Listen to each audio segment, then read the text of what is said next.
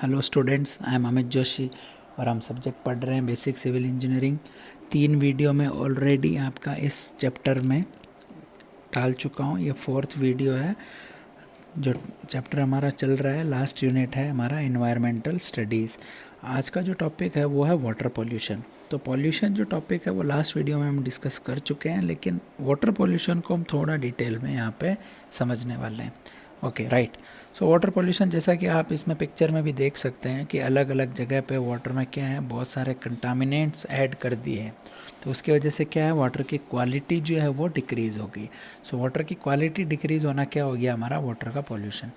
अब एक वर्ड आया कंटामिनेंट्स, कंटामिनेशन या कंटामिनेंट्स। ये कंटामिनेशन या कंटामिनेंट्स क्या है, जो भी अनवांटेड सब्सटेंस आप वाटर में ऐड कर रहे हो और जो हमारे लेवल को, उसकी प्योरिटी को डिक्रीज़ कर रहा है, that is known as contaminant.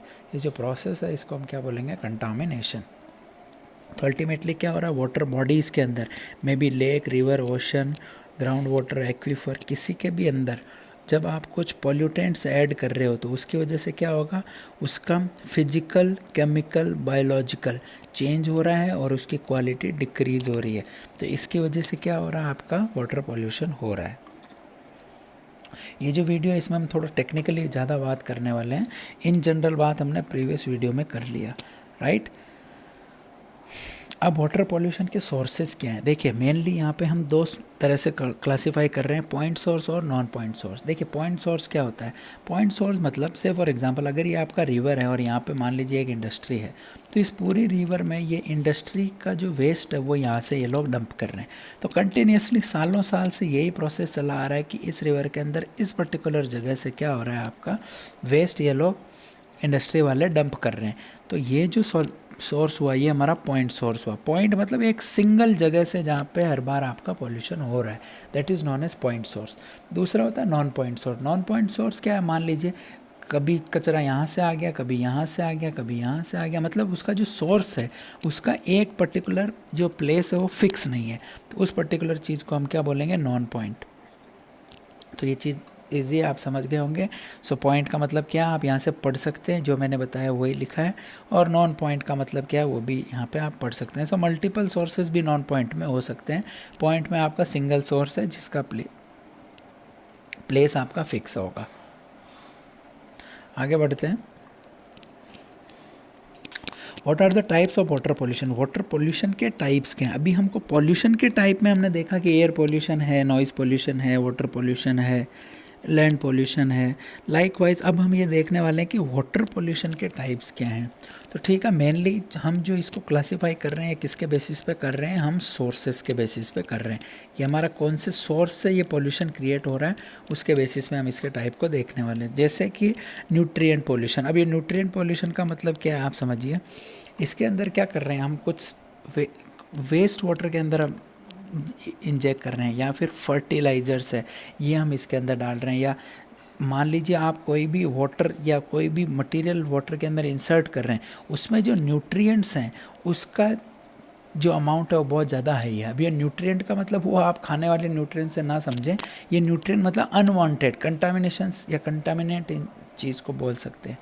जैसे कि अगर हम फोटोग्राफ से समझे तो देखिए, तो इसमें क्या था कि वाटर के अंदर इतने न्यूट्रिएंट थे कि ये बहुत ज़्यादा एक्सेसिव यहाँ पे वीड ग्रोथ हो गया। मतलब क्या कहते हैं, हम इसे बोल सकते हैं काई, जिसे हम हिंदी में कहते हैं काई जम गई। या फिर क्या हो रहा है यहाँ पे, अब ये जो वाटर है ये हम किसी भी यूज़ में नहीं ले सकते।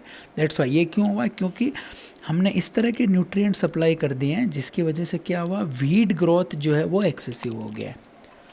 फिर दूसरा हमारा सरफेस वाटर पॉल्यूशन। ये बहुत ही सिंपल है, ये जनरली आप अज्यूम कर सकते हो। सरफेस वाटर क्या है, जैसे भी कोई भी ये देखिए फोटोग्राफ से आप समझ गए होंगे, कोई भी कंटामिनेंट्स हम क्या कर रहे हैं, सरफेस वाटर पे डायरेक्टली थ्रो कर दे रहे हैं, इसमें क्या कर रहे हैं, फेंक दे रहे हैं। तो ये पर्टिकुलर चीज़ क्या हो गया, सरफेस वाटर कंटामिनेशन। आगे आते हैं।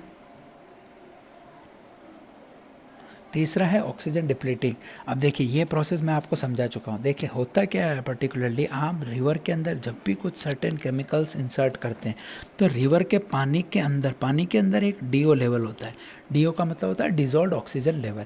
अब जैसे कि हमको O2 फॉर्म में ऑक्सीजन चाहिए होता है जीने के लिए, वैसे ही एक्वेटिक लाइफ को DO के फॉर्म में ऑक्सीजन चाहिए होता है सर्वाइवल के लिए। अब क्या होगा, जब आप कोई भी इसमें मैटर फेंकेंगे तो वो पर्टिकुलरली, मैं आपको डीप में समझाता हूँ, तो वो पर्टिकुलरली मैटर को हम कहते हैं वो ऑर्गेनिक मैटर है। अब क्या होगा, जब आपने ऑर्गेनिक मैटर इसके अंदर फेंका तो ऑर्गेनिक मैटर जब वाटर से रिएक्ट करता है तो इसका क्या होता है, डीकम्पोजिशन होता है। और जब ये डीकम्पोजिशन होता है मतलब ये टूटता है। अब इसको तोड़ता कौन है, इसको माइक्रो ऑर्गेनिजम्स तोड़ते हैं। मतलब कुछ माइक्रो ऑर्गेनिज्म होते हैं, छोटे छोटे कीड़े, आप समझ सकते हैं, इस तरह के छोटे कीड़े होंगे, वो क्या करेंगे, ऑर्गेनिक मैटर को तोड़ेंगे। तो आपने मान लीजिए कोई भी ऑर्गेनिक मैटर इसके अंदर इंसर्ट कर दिया पानी के अंदर, फिर क्या करेंगे, क्योंकि वो ऑर्गेनिक मैटर क्या जो है उसके अंदर कार्बन है, और माइक्रो ऑर्गेनिज्म को अपना जीवन व्यापन करने के लिए, मतलब उनको सर्वाइवल के लिए उनको क्या चाहिए, कार्बन चाहिए। तो वो क्या करेंगे, इस ऑर्गेनिक मैटर को तोड़ेंगे और वहाँ से कार्बन निकालेंगे अपने फूड के लिए। तो जब ये प्रोसेस होती है तो इसके अंदर उनको क्या चाहिए होता है, ऑक्सीजन चाहिए होता है। माइक्रो ऑर्गेनिज्म को क्या चाहिए होता है, ऑक्सीजन चाहिए होता है। तो जब वो ऑक्सीजन, पानी की ऑक्सीजन को वो कंज्यूम कर लेते हैं तो क्या होता है, पानी के अंदर ऑक्सीजन जो है वो डिप्लीट हो जाती है। जब पानी के अंदर ऑक्सीजन डिप्लीट हो जाती है तो हम क्या बोलते हैं कि DO का जो लेवल है, डिजॉल्व ऑक्सीजन का जो लेवल है, वो आपका क्या हो गया, डिक्रीज़ हो गया। अब अगर पानी के अंदर ऑक्सीजन का लेवल जो है डिक्रीज़ हो गया तो प्रॉब्लम किसको होगी, प्रॉब्लम होगी एक्वेटिक लाइफ को, यानी उसके अंदर जो भी फिशेस है, क्रोकोडाइल्स हैं, तो उनको वो ऑक्सीजन चाहिए होगी, तो उनको सफिशिएंट ऑक्सीजन नहीं मिलेगी और उनको ये क्या होगा, प्रॉब्लम हो जाएगा। तो जैसे कि आप फोटोग्राफ में देख सकते हैं कि thousands of fishes are dying over here. So क्या है, ये क्यों हुआ है, ऑक्सीजन के डिप्लीशन की वजह से। फिर फोर्थ अगर बात करें तो वो है ग्राउंड वाटर पोल्यूशन। तो इसमें क्या होगा, आपका सर्टेन फर्टिलाइज़र्स या केमिकल्स आपने यूज़ किए, फर्टिलाइज़र, पेस्टिसाइड्स आपने यूज़ किए, तो ये क्या होंगे, धीरे धीरे आप क्या कराएगा, ग्राउंड के अंदर चले जाएंगे। तो फिर अंदर जो आपका पानी है, ग्राउंड वाटर जिसे हम कहते हैं, वो क्या करेंगे, इसको भी पॉल्यूट कर देंगे। तो उसका रीज़न क्या है, हमने क्या एक्सेसिव फर्टिलाइज़र और केमिकल यूज़ किया है, दैट्स वाई क्या हुआ है, ग्राउंड वाटर का पॉल्यूशन हुआ है। माइक्रोबायोलॉजिकल, जैसा मैंने आपको समझाया वैसा ही है। इसमें कुछ बैक्टीरियाज होंगे, माइक्रो ऑर्गेनिज्म होंगे, प्रोटोजुआज होंगे, ये सब क्या करेंगे, वाटर की क्वालिटी को डिक्रीज़ करेंगे। माइक्रोबायोलॉजिकल हो गया। और अगर आप कोई पानी पीते हैं, जैसे कि ये फोटोग्राफ देखिए, अगर इसमें ये डर्टी वाटर है या पोल्यूटेड वाटर है, इसको आप कंजम्पशन करेंगे इसका, तो obviously you are knowing that you are going to invite so many diseases. फिर सस्पेंडेड मैटर का मतलब क्या है, वो मैटर जो तैरता है, वो जो डूबता नहीं है। जैसे कि कुछ, जैसे माइक्रो ऑर्गेनिज्म डालेंगे तो वो क्या होगा, पानी में घुल जाएगा ऑलमोस्ट, बट सस्पेंडेड मैटर जो है वो पानी में घुलेगा नहीं। जैसे ये टायर डाल दिया, राइट, तो ये क्या होगा, इसमें घुलने वाला नहीं है, तो ये क्या हो गया, suspended. Similarly chemical water pollution, नाम से आप समझ सकते हैं, सर्टेल हेवी मेटल्स वगैरह केमिकल हम डाल रहे हैं, ये इंडस्ट्रीज़ के थ्रू, जो मान लीजिए कोई भी केमिकल्स निकल रहे हैं आपके, जैसे टेक्सटाइल है तो टेक्सटाइल में पेंटिंग और डाइंग का जो वेस्ट है, अगर आप उसको रिवर में डाल रहे हैं तो ऑब्वियसली वो it contain so many chemicals, तो वो क्या करेगा, वाटर का पॉल्यूशन करने वाला है। फिर ऑयल स्पिलेज, जैसे कि बहुत बड़े, जैसे आपका ऑयल का रिफाइनरीज वगैरह होती है, तो वहाँ पे क्या होता है, आपका ऑयल का प्रोसेस होता है, तो जो क्रूड ऑयल को प्रोसेस करने के बाद प्योर ऑयल मिल जाता है, उसको हम यूज़ कर लेते हैं, लेकिन जो बच जाता है वेस्ट, उसको क्या किया जाता है, थ्रो कर दिया जाता है। जब आप उसको थ्रो करोगे तो वो क्या करेगा, वाटर को पॉल्यूट करेगा। ऐसे इंडस्ट्रियल वेस्ट है, by name you can understand easily. ये जो फोटोग्राफ आप देख सकते हैं, जब ऑयल को इस तरह से क्या किया गया है, पानी में छोड़ दिया गया है, so it will create so many problems like over here also.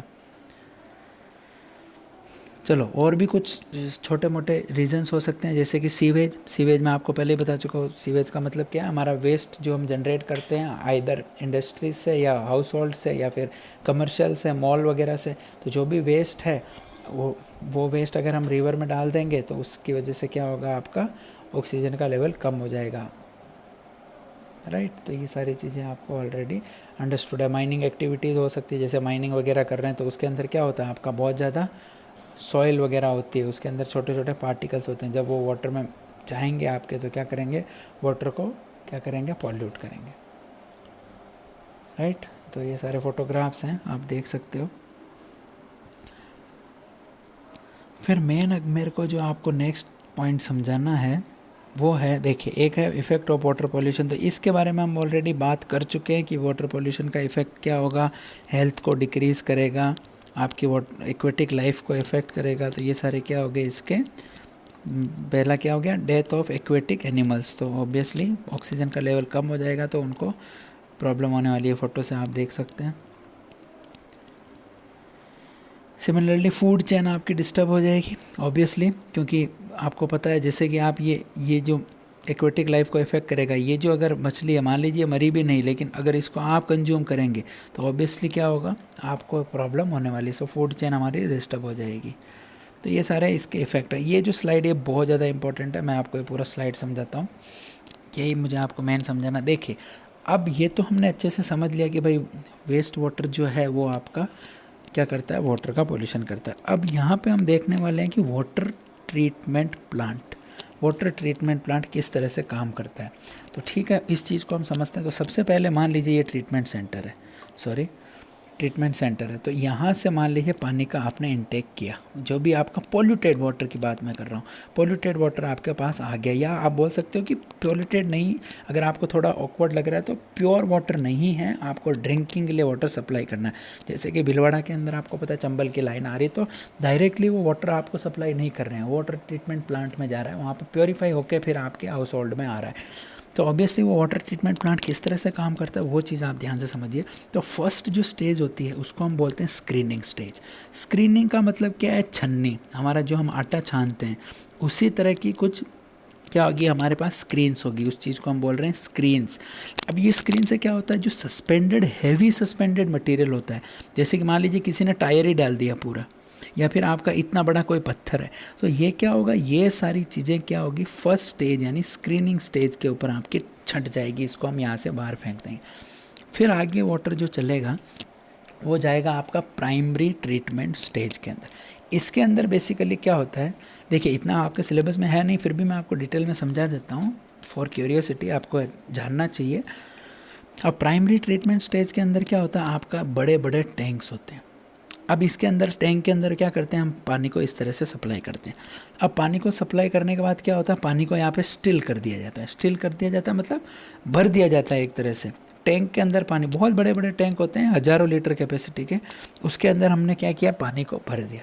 अब भरने से क्या होगा, इसके अंदर जो देखो हैवी सस्पेंडेड पार्टिकल्स को तो हमने ऑलरेडी निकाल लिया। सस्पेंडेड का मतलब समझ गए होंगे, जो मिक्स नहीं हो रहे हैं। दो तरह के पार्टिकल होते हैं, एक सस्पेंडेड पार्टिकल और एक डिजॉल्व्ड पार्टिकल्स, ठीक है। ये तो सस्पेंडेड सॉलिड कहते हैं और एक को कहते हैं डिजॉल्व्ड सॉलिड्स। तो सस्पेंडेड सॉलिड जो हैं वो आपके हैवी होंगे तो स्क्रीनिंग में ही निकल जाएंगे। लेकिन अगर मान लीजिए लाइट है, जो स्क्रीनिंग से नहीं निकल पा रहे हैं, छन्नी से छन नहीं पा रहे, तो क्या करते हैं, थोड़े टाइम के बाद वो क्या होगा, नीचे की साइड इस तरह से जमा हो जाएंगे।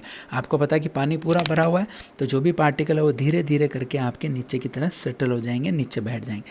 फिर हम क्या करते हैं, नीचे के गेट को ओपन कर देते हैं, और ये एक पर्टिकुलर जोन रहता है जिसको हम स्लज जोन बोलते हैं। इसको स्लज जोन बोला जाता है। नाम आपके लिए इतना इंपॉर्टेंट नहीं है, आप मैकेनिज्म समझ लीजिए। तो क्या होगा, नीचे से पानी को निकाल लेते हैं, तो क्या होता है, हमारा पूरा जो भी सस्पेंडेड पार्टिकल्स हैं, ऑलमोस्ट हमारा क्या है, 90% पार्टिकल यहाँ से रिमूव हो जाते हैं, ठीक है। चलो, तो ये हो गया हमारा प्राइमरी ट्रीटमेंट स्टेज। फिर सेकेंडरी ट्रीटमेंट स्टेज के अंदर क्या होता है, इसके अंदर हम क्या करते हैं, देखिए अभी तक हमने सस्पेंडेड सॉलिड को निकाल दिया है, ठीक है, लेकिन अब दूसरे तरह के सॉलिड बचे हुए हैं, डिजॉल्व सॉलिड, जो क्या पानी के अंदर ही घुले हुए हैं। अब ये पानी के अंदर जो घुले हुए हैं, इनको किस तरह से हमको निकालना है, तो इसके लिए सर्टेन प्रोसेसेस होती है। जैसे कि हीटिंग एक प्रोसेस है, काफ़ी महंगा पड़ता है, जनरली यूज़ नहीं करते हैं, लेकिन मैं आपको बता रहा हूँ कि हीटिंग एक प्रोसेस है।